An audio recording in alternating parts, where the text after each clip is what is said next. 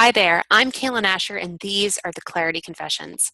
Every show, I sit down with top female entrepreneurs and get them to confess their best and most inspiring secrets for creating soulfully expansive success on their terms. If you're ready for a heaping dose of clarity, inspiration, and feel-good strategies to move you forward in life and business, get ready. It's time for our next confession.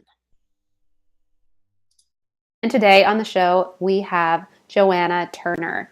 Joanna is a leading business and success coach, an advanced EFT and master NLP practitioner, and a former chartered accountant. Woohoo! Joanna is a mentor to female entrepreneurs and specializes in busting money blocks. And you'll notice that she has a beautiful accent because she was originally from Scotland and now she is a digital nomad. And I'm so excited to have you here on the show, Joanna. Welcome. To be here, Cailen. Thanks for having me. Yeah. So obviously we had that little intro bio, but I'd love to hear a little more from you about how you got started on this entrepreneurial path that you're now on. Yeah, great question. So I used to be a chartered accountant. I did that for a total, including study, of 17 years, believe it or not. And unfortunately, it wasn't something I massively enjoyed ever. I liked the people I worked with, but that was usually about it. I was also lucky I was pretty good at it, which is always a bonus.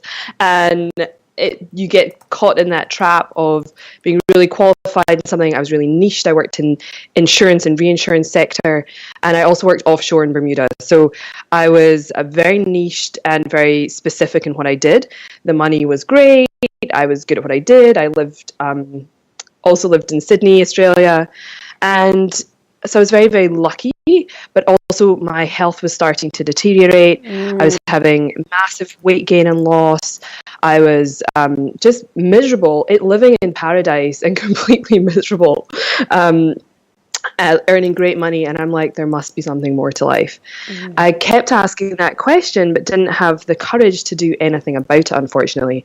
And finally, after lots of sort of nudges in different directions, I actually ended up having a back injury while surf lifesaving. So that was the one thing I did to get some fulfillment in my life, was to volunteer as that.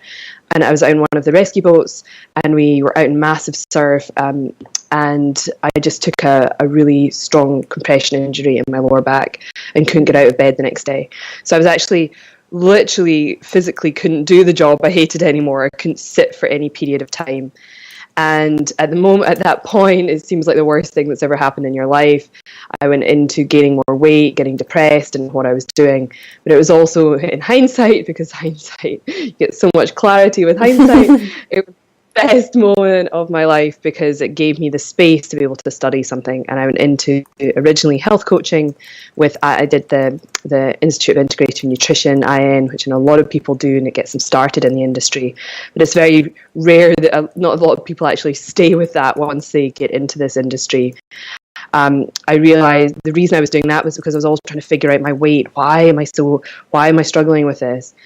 And natural health and eating well had been one of the ways that was my initial sort of gateway into this. I very quickly realized it was nothing about the food, and it was all about the deeper emotional stuff, certainly for me. And that led me on a journey into EFT, NLP, became a massive fan of Tony Robbins, which led me to my first business mentors, and I couldn't squish the accountant in me for too long. There was still this person that loved the business strategy and couldn't work with people on their health, but not deal with the crazy stuff going on in their business. And so now I do money and visibility blocks and help conscious entrepreneurs, grow their businesses. Oh, fantastic. I love hearing that journey story into entrepreneurship. It's very interesting how people find themselves running their own businesses. It wasn't the plan. Yes, exactly. So before we move into more conversation, I have some rapid fire questions for you to kind of be a little icebreaker. Are you ready for them? Absolutely. Okay, first one. When did you get clarity about your current business? About 18 months ago, but I had to go through a number of iterations to get there. Yeah, don't we all? Right? I have a whole theory on that one. Can you describe your business in 10 words or less? Ooh, clearing money and visibility blocks to grow your business. And why do you love your work? Because one of my big whys was not seeing other people go through the same struggle I did. And that's a huge passion for me. So right now, what makes you feel the most successful? Ooh, that's such a massive loaded question. I could talk about that for an hour. And how I was so mixed up originally. Now it's my client successes. It's the messages I get constantly on Facebook and it's the difference I'm making. It's not, for me, it's not really about the numbers, and it's about how the impact I'm having. Impact's such a fabulous thing, isn't it? It feels so good. I had no idea. We've got a couple more. So what personal practices or self-care do you make time for regularly? Exercise, eating well, meditation, visualization, journaling.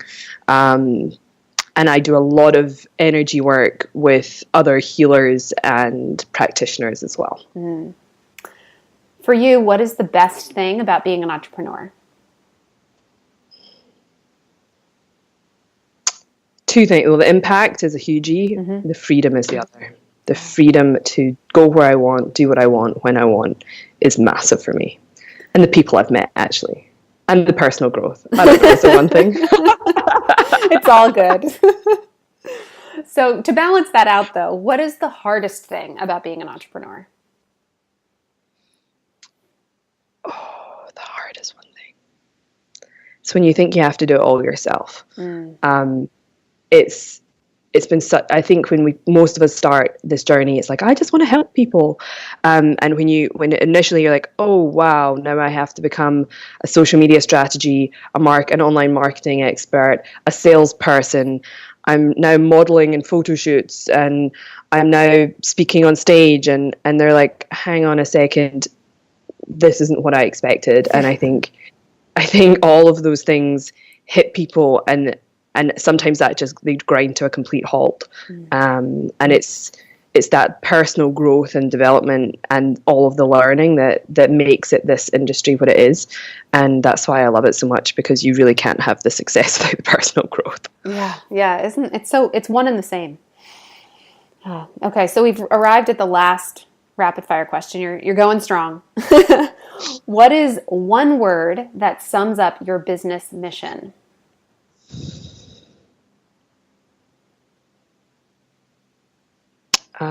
Inspiration.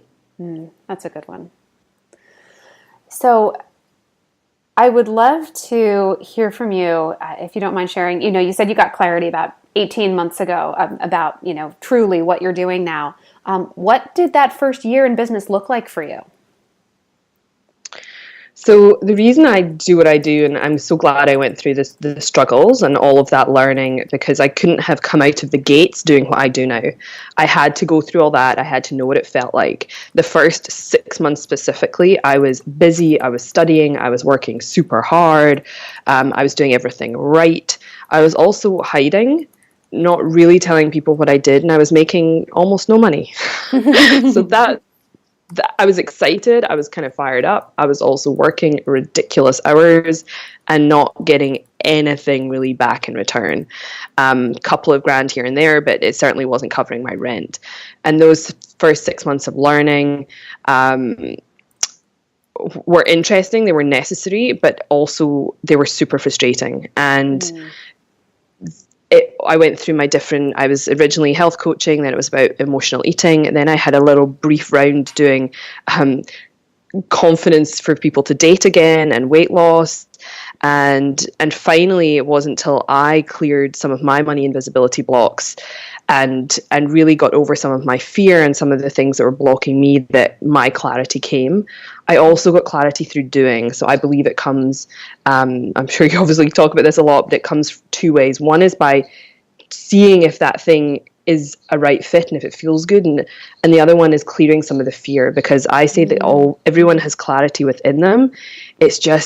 Sometimes it's just hiding behind all the fear, because I always ask people, I'm like, if you got clarity, what would happen then? And then it's like, ooh, if I actually had the clarity, I might have to coach someone, or I might actually have to build a website. And it's not that they don't have clarity, it's like they don't know how they're going to do the next thing if they did get clarity. So I call clarity a soft saboteur because of that. Yes, I agree. I think that there is so much fear wrapped up in, oh my gosh, what is it going to take, or what am I going to have to do to show up at this next level? It can be paralyzing for people. I'd love to chat with you because this is your area of expertise. I mean, I think a lot of people have a sense, when something is blocking them. They're like, there's something there that's holding me back, but they often can't pinpoint it. Do you have any suggestions or tips for getting clear on exactly what the block even is to start with? Ooh, there's a few steps. One, I always say the first step is awareness that there are even things called money blocks. When I started my business, I really had no clue, absolutely zero clue. Hopefully during this, somebody might go, oh, hang on a second, maybe it's me. Maybe it's not all these external forces that I've been blaming for my lack of clarity. So that first awareness of going, maybe there is something. And then it's about getting really honest and going, what am I actually doing? What am I actually spending my time on? How am I showing up? And so the stuff, the money blocks, this underlying piece, it often shows up in procrastination, self-sabotage, emotional eating, drinking too much, gambling. I mean, it just depends what your thing is, that avoidance tactic. So what we do when we don't want to do something is we just avoid it, right? And we're programmed to do that. So it's just getting really honest with yourself about what you're avoiding, and then asking yourself, if I did take this next step, then what happens? So, and that sort of leads you down a rabbit hole. It's very difficult though sometimes to get that on your own. And that's something I didn't do initially. I didn't get the help. I didn't work with somebody one-on-one quickly enough, and that's really when things shifted. So that's the first step. The second one is acceptance, which can be one of the hardest things ever, because you're like, oh, hang on a second, the world isn't against me. Maybe there's something within me that is actually causing some of the struggle and the pain that I'm going through. And so often we externalize all of the blame, and we sort of go in this sort of victim place. We're not taking responsibility, but it's actually going, what if it's me? And what if some of this stuff is being internally generated? And it doesn't mean it makes you a bad person or it's your fault. It's just going, and often we're just programmed that way. It's not something we've done wrong. It's just going, what if I could change this? What if I could fix it? So if you don't mind sharing, what is the process that you move your clients through as you're helping them to clear these blocks? And is it usually specifically money blocks, or do you find that other things come up too? Oh, there's so much. I mean, the thing is, money blocks, I mean, everyone has to have something they kind of get known for, I guess. I help, and it's sort of like an overarching term, and it's anything that stops you making money. So anything that's making you hide, not show up, not do your videos, not do your work. It's also the family blueprints around money, what you're taught about money growing up, what your financial comfort zone is. So it really encompasses so much, but really it's never about the money, and that's the thing, right? So it's usually about something much deeper going on. It's about self-worth, value. Do I deserve it? Do I feel like I'm good enough? And all of that real underlying stuff, which I think is the thread that underlies most of the industry's work anyway. It's just in what, it's just the way you talk about it and the way you break it down. So really a lot of it, if working with one-on-one clients, it can be trauma work, abuse stuff, childhood things that came up. So it's really uncovering what those trigger events are, and then unblocking that. I do a lot of work with NLP, to get to the core issues quickly. And I use a little bit of EFT, not as much as I used to. I'm also now doing Akashic Records readings, which really is a super insightful, different way of getting to the root of people's blocks, and also uncovering and giving them more clarity about their purpose and their path, and whether they are on track. So my work's a sort of, it's difficult because everyone's different. I meet people where they're at, and so I kind of bring in a combination of all the different little bits that I've learned, and help them move forward. But there's a sort of 5-step process. So there's that initial awareness, there's the acceptance, then there's the releasing, so releasing the blocks or the limiting beliefs or whatever it is that's holding you back. Then it's instilling a new one. What do you want the new belief to be? What's that new reality? A lot of people come as far as step 3, release all the stuff, and they're like, I've done all the work, why isn't it working? But you need to replace that old belief with a new one. But then again, it's not good enough to just instill a new belief. You have to then make sure, and you have to then work that new belief. And that's when all the daily practices and the daily routines come in.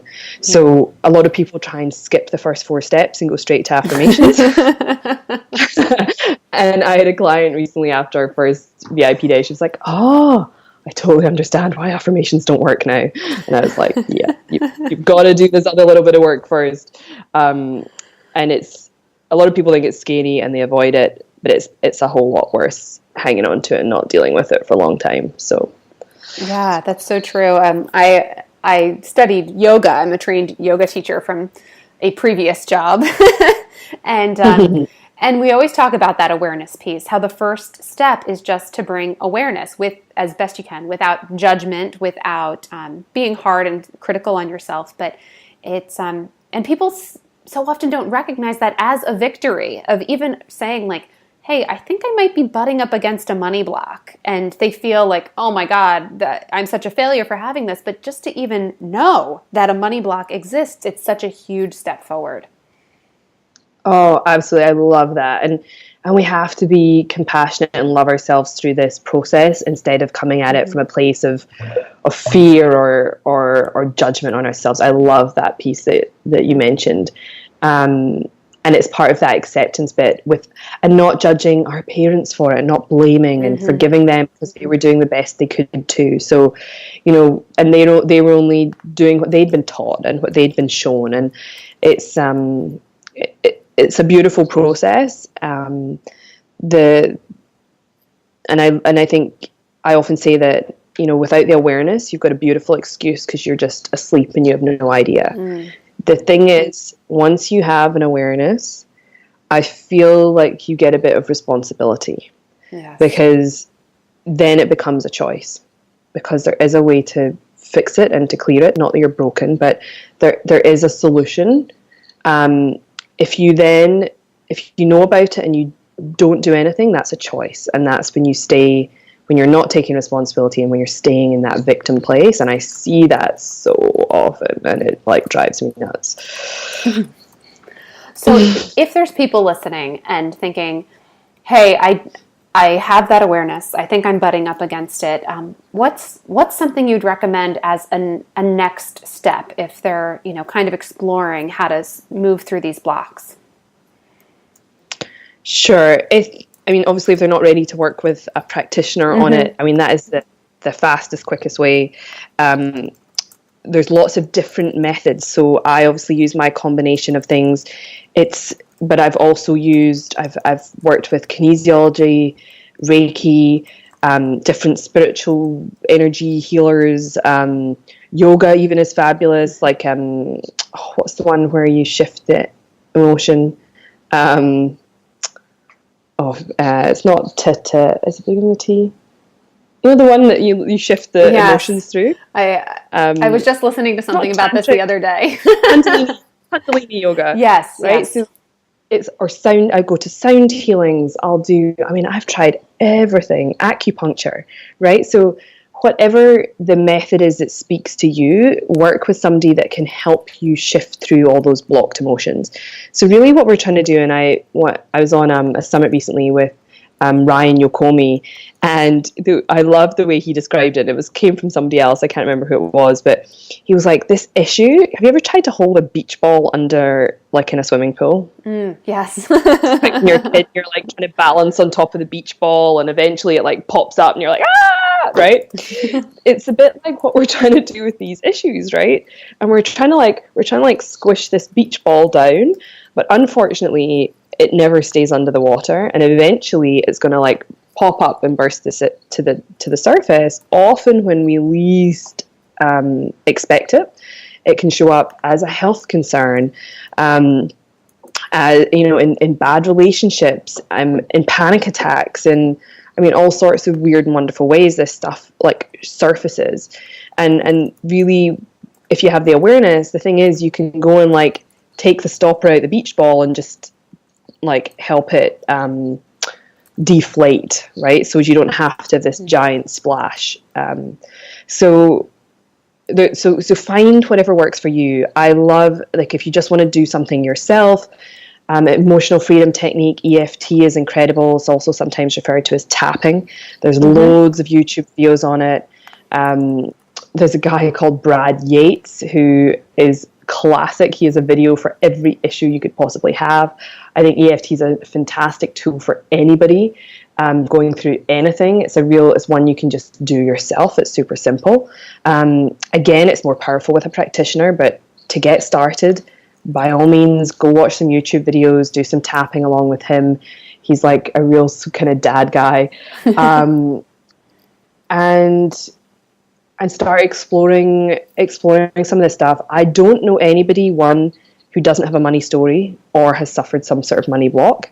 I've never met anyone, even if you come from a wealthy family, you can still have them. In fact, one of the biggest ones I've ever seen was from somebody who grew up exceptionally wealthy. So it's not all coming from a really poor background. It can hit you in lots of different ways. Sometimes people have some initial success and then plateau. For instance, Tony Robbins got to, I think it was $1 million, and he actually stayed there. Originally, I thought it was 3 years, but I actually think it was 6 or 7 years, and his income never increased over $1 million. He was like, meow. But it's because he didn't believe, he was still working really hard, he was trying to grow it, but he couldn't get beyond that because mentally he hadn't allowed himself. Obviously, he's now turning over $5 billion a year. He's okay, but it's like every time you reach that next level of success, the stuff comes up again. It doesn't just disappear. So that's the good and the bad news. Yeah. Oh, Joanna, this has been so much fun chatting with you. I'm always fascinated by energy work. It's something that's always appealed to me, hence why I spent 400 hours studying yoga. And oh God, you must be so fit. Yeah. Oh, possibly. It's debatable now. I've had a kid, and I'm pregnant again. So. Oh, congratulations! I didn't know. Thank you. But I'm sure there are tons of people listening and thinking, "Oh my gosh, the stuff she's mentioning, I think that is coming up for me, and I want to start working through it." So, where can people find you and connect with you? Sure. My website is missionforbalance.com. So it's FOR, not the number 4. Missionforbalance.com. You can find me on Facebook. You can send me a message. My Facebook page is joanna.turner. I'm all over the place. Awesome. Well, thank you so much for sharing your wisdom, your expertise. There's so many great takeaways from that. I'm excited to share this all around. So thank you so much. Thank you so much. Really appreciate the time. All right. Take care. Bye. The Mindset Reset Challenge is back and starting on May 8th. And I want to personally invite you to join me for this soul nurturing week that always delivers amazing breakthroughs for everyone who moves through it. Each day during this 5-day experience, you'll receive a short audio from me and a loving action step to help you reset your mindset and embrace self-love and growth. Here's what just a few participants had to say about this totally free 5-day experience. Nolene said, "It's a fabulous, uplifting, positive start to your day, week, and ultimately the rest of your life." Another Clarity Crew member said, "This challenge brought to the surface the inner wisdom that we can sometimes bury down." And Hannah said, Mindset Reset is a week-long opportunity to dig deep, figure out what limitations you're creating for yourself, and immediately begin living a better life. Cailen helps you to recognize your innate potential, harness that power, and create the life, business, and mindset of your dreams. If that sounds good, together we are going to uncover your mindset blocks and work to remove them so that you too can move forward in life and business untethered by your limiting beliefs and ready to expand into your true and fullest potential. So if you want in on the Mindset Reset experience that has already helped hundreds and hundreds of women reset their mindsets for soulfully expansive success on their terms, head over to cailenascher.com/updates now and enter your name and email to be the first to know when it's time for our Mindset Reset.